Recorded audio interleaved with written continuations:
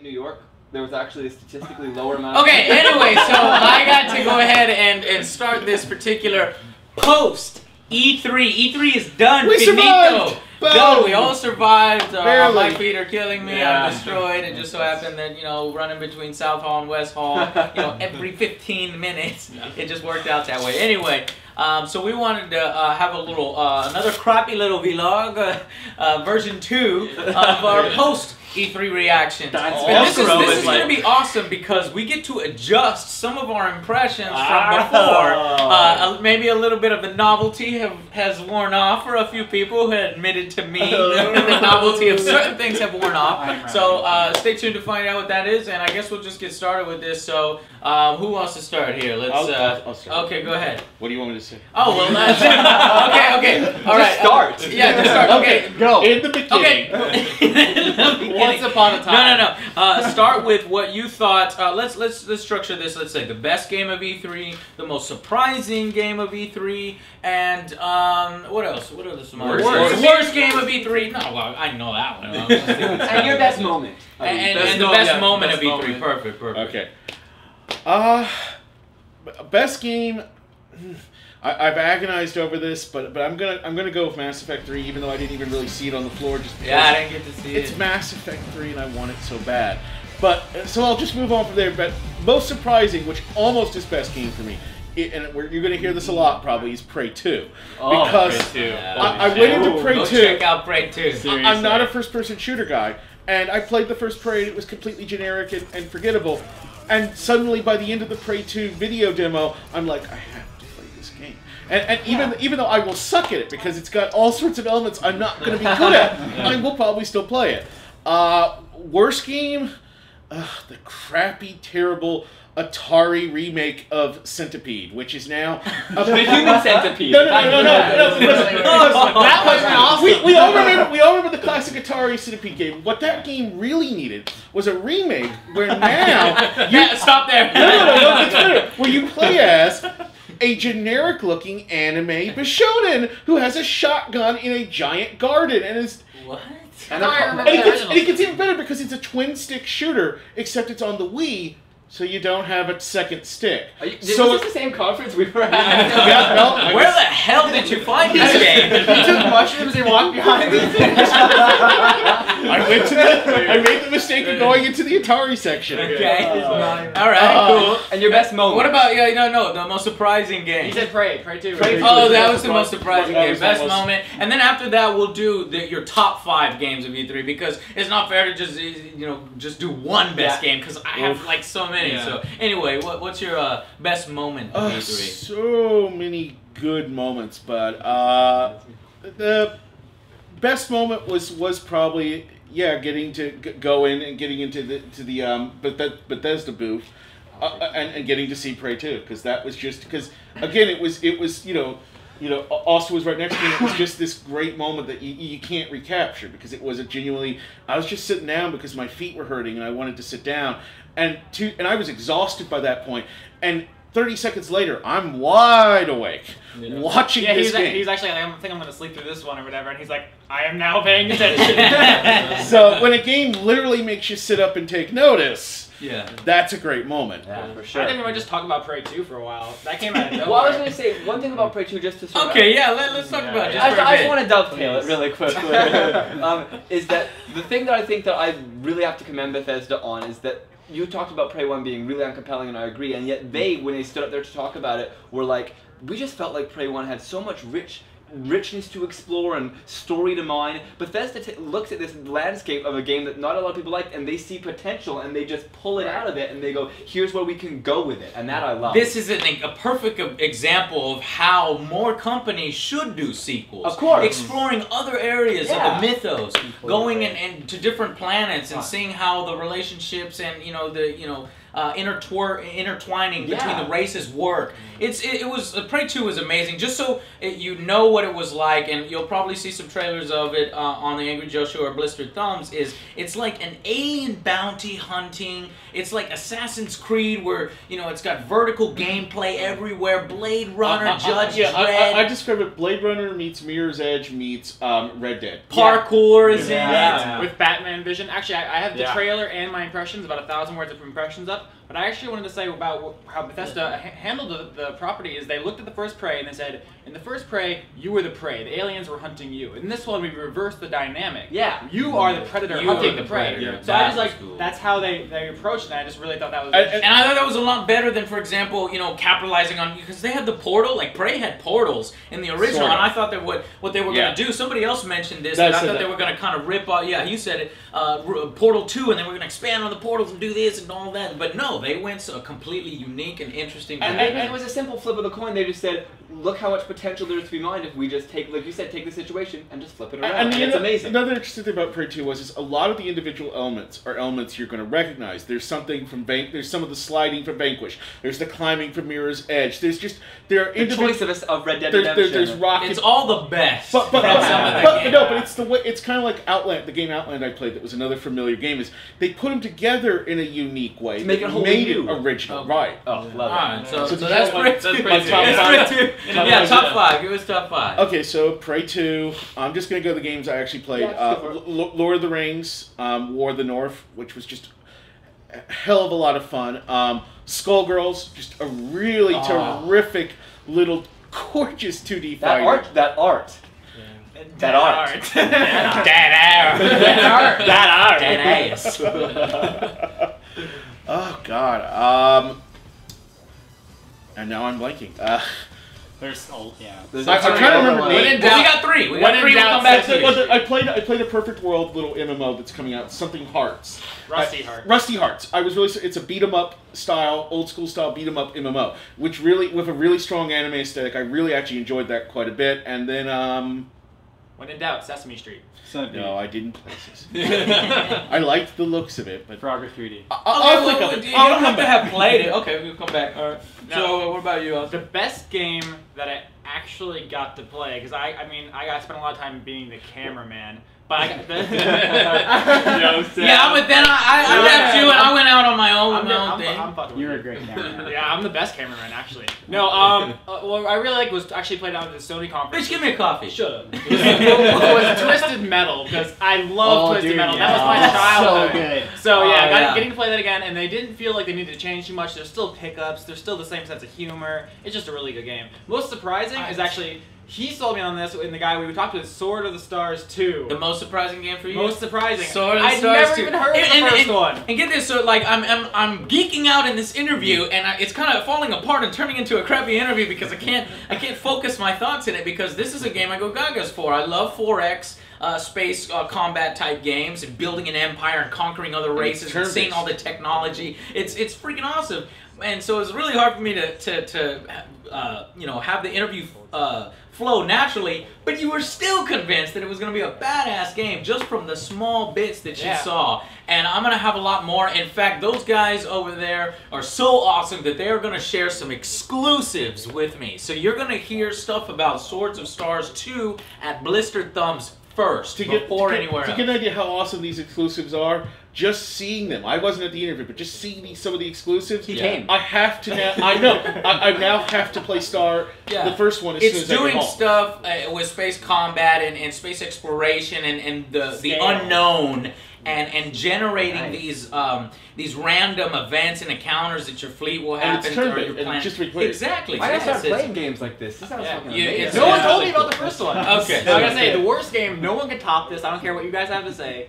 The new 3D Jaws. Oh, it hurts!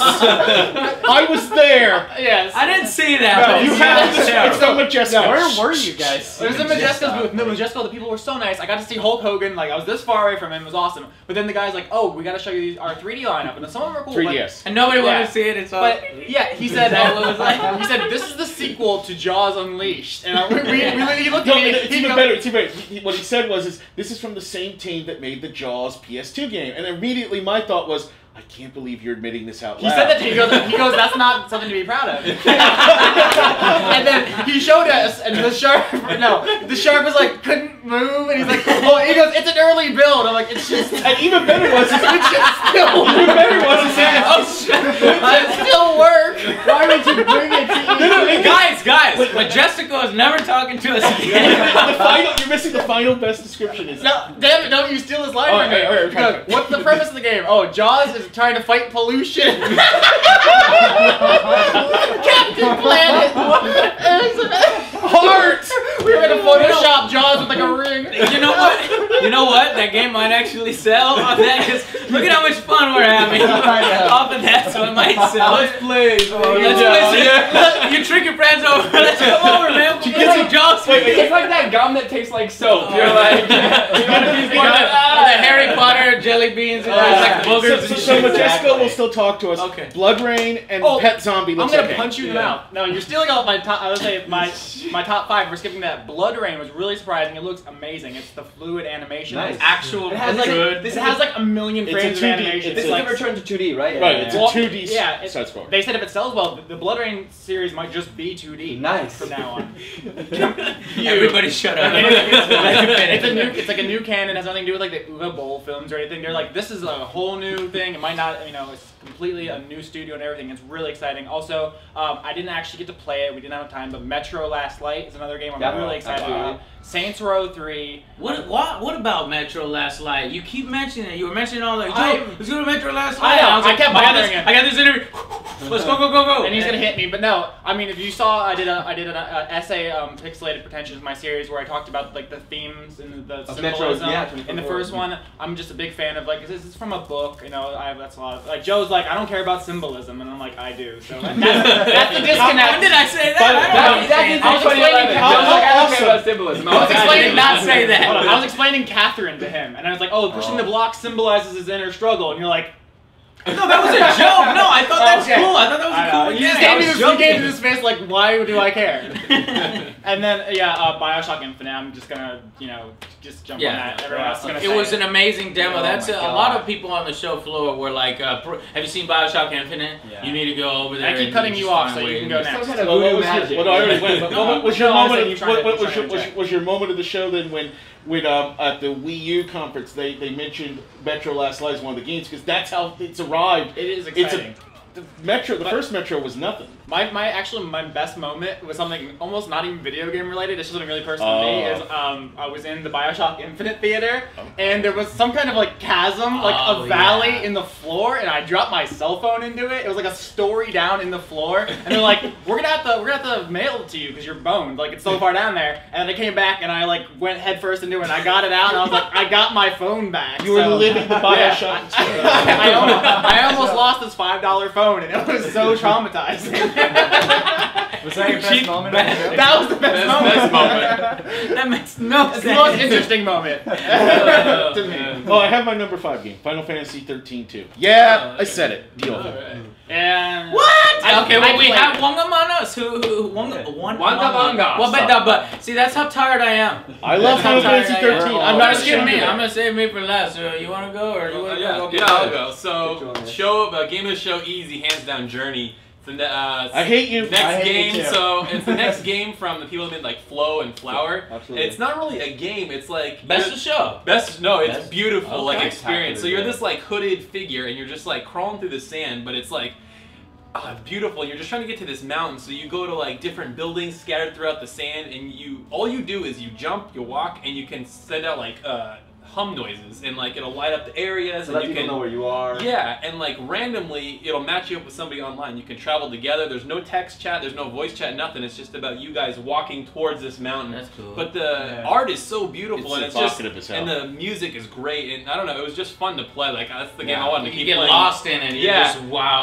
absolutely. Actually, you put up your impressions of it, I think, on the site, and one Yeah. of the commenters was like, "Isn't this the game version of the movie Jerry?" And it's like, Yeah. that's what comes to my mind. Hits It's like that wandering through a person. desert. Yeah. I really need to see it because I'm not feeling it from just the Well, description. you have to play the it to thing really that understand it. Apparently, it doesn't come across unless Exactly. you play it. The creator and the dev said the thing about it that is really unique is that he didn't want so much it to be a game as media experience. He wanted to translate the feeling of loneliness and of searching, and that I think is a powerful thing to be able to make a game that's a means to a more potent end, which I think is really cool. Well, it's the same way that it's a reason. This is for the same person. When people talk about video games as art, flowers almost always enter the conversation. Always. This is from the same man. Isn't it that game company? This man is single-handedly kicking ass and really. His name is Genova. I mean,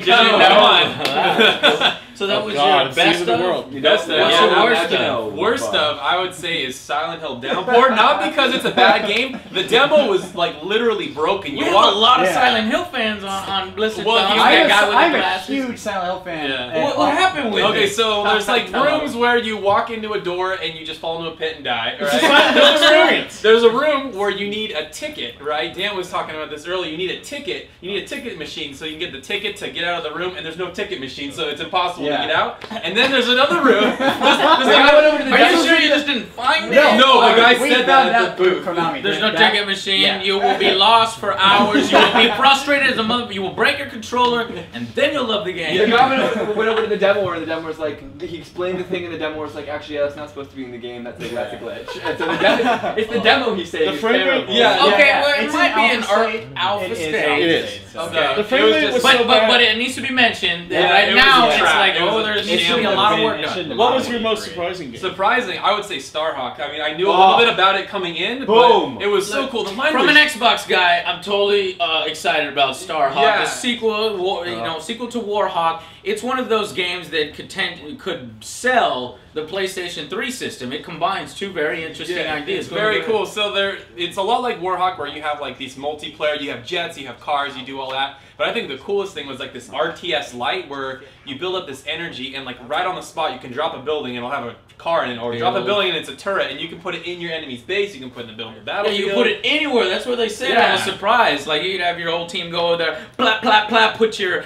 tank creators or your factories in their base, roll out. That would be awesome. And they said like build to kill, kill to build. Yeah. This idea of like you're not just respawn kill. You actually got to strategize. And if you see your opponents building a shit ton of gunners and stuff, you may want to hold off on the offense and build sniper towers and defense. You got to strategize. Yeah, for sure. I will say that if you don't have a lot of players in that game, it was really boring. The environments are definitely geared towards larger games, at least the one that they had in the demo. Yeah. But I was playing it and I had fun, and I was like, wow, the art design in it, the character models were looking cool. I could be wrong, but the guy said it's going to be 32 player. 32 online. No. 16. Oh, sorry, yeah. 16 on 32 total. 16. Yeah, it's going to be 264 players. He just said 32 multiplayer in total. You're right. Yeah, okay. So then, favorite moment, hands down, so funny. This was just like a total spot-on thing. We're walking up the stairs, and I don't know if you guys know who Keith Apicary is. He does this shtick on called, what's it, I don't know what his show called. It's on Game Trailers. He's with Screw Attack. And he's sitting there, and he's literally sliding his way stomach first down the stairs like a snake. And everybody's just like, what the hell are you doing? And what for? What? Just to be stupid. That's his stick. He's being videoed. And who is he? What is he? He's this guy. He's a guy. Keith Apicary got famous a couple years ago, and he went up to Olivia Munn in the middle of an interview she was doing, and he said, at E3, and he got pulled off camera, but it was seen, and he popped in and said, have you seen the Dreamcast 2? He pretends to be this gamer nerd who loves the Dreamcast as his character, who's always looking. He's very Napoleon Dynamite. He's gamer Napoleon Dynamite, and he was just sort of sliding down the stairs like a worm. And these were the Deus Ex stairs, the big stone stairs. They probably look pretty fun. Oh, it was freaking hilarious. Okay, and then top 5 games. So Journey. I got hands-on, behind-the-scenes Dark Souls. That game's hard as hell, but it's a lot of fun. That's what people want it to be. They like it. It's even harder. The phrase, I love this phrase. He says, the game's like spicy food. It's going to burn your mouth, but it's edible. Which is, I thought was kind of cool. And so, I mean, Starhawk. I love Starhawk. That was a lot of fun. PS3. I saw a little bit of it. Arkham City was cool. I loved Arkham City. That's going to be awesome. And then I'm really looking forward to Catherine. Catherine was cool. Yep. But that was another mess-up moment. So you had 2 moments. Tell me about your Arkham City experience. So at Arkham City, right, we go there first thing Tuesday morning. We're like, oh, let's just knock a big game out of the way, right? We get there, and they're not feeding people through fast enough. They're letting them play for like 40 minutes at a time. Because they're on the separate page, the game designers. Yeah, nobody's like monitoring it, right? And so me and Eli are in line for literally 2.5 hours. And like we're at the front, and I'm like, I gotta go to another appointment. And so we waited 2.5 hours, and I didn't even get to play. And when we get get to the front of the line, I'm the next person in line, and a PR rep comes up and it's like, I'm like, all right, fine, at least I'm the next person in line. I'll get my half an hour and get to have some fun. The PR person comes up to the game designer and is like, dude, what are you guys doing? These people are only supposed to be playing for 10 minutes. So when I get on the game, I'm the first person to only get to play for 10 minutes. Did you punch that guy in the mouth? They're like, it breaks the flow of the game or something. Yes. The game designer like, I want to show this and that. And that's cool that the game designers are that. That is awesome. But the guys, that's not how you do it. Basically, at E3 Inside Track, don't wait in those big-ass lines. You know, you got to go directly to media check-in. Even if you don't have an appointment, you know, you just say, hey, I'm Angry Joe. You can use that. You can use it. I'm Angry Joe, and you go there. So you tell us this now, after E3. Yeah. For next year. We'll see you next whatever. year. So, and you know, you just be real confident about it, and you know, they're like, okay, so, and then they see if you have time. The secret really is to talk to the developers, and then have the developers talk to the PR people. Don't talk to the PR people first, and then be like, oh, we're booked. The developers are like, nah, yeah, man, I got 10 minutes. Just go over here, and yeah, get them in 10 minutes. I'm gonna go over here. Yeah, they want their game scene, exactly, right? Exactly. Yeah. And that's where you make the connections, the game developers, Absolutely. and then they go to the PR people. But anyway, so sorry. So no, that was it. 5 games, best, worst, surprise. So Eli. All right. So my best game to show, easy for me. It came on today. I knew it was sort of gonna.